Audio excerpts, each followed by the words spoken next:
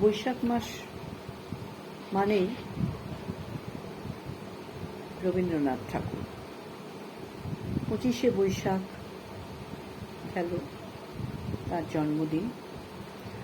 তাকে মনে রেখেই আজকে উৎপল নরেন্দ্র মাইতির লেখা একটি কবিতা,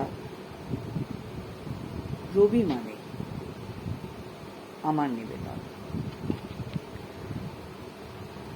রবি মানে সোনালি রোদ, পূব আকাশে উকি, জীবন নদী প্রতিবিম্ব করছে ঝিকিমিকি। রবি মানে জীবন স্মৃতি, স্মৃতির কোঠায় হানা, ছোট্ট রবি একলা ঘরে, বাইরে যাওয়া মানা।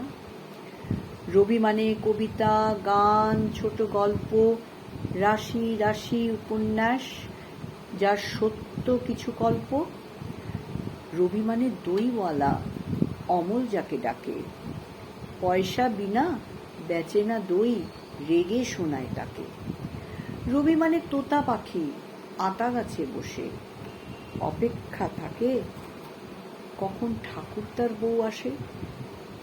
রবি মানে পড়াশুনো, বসে গাছের তলায় বাউল বাজায় এক তারাটা শীতের পৌষের মেলায়।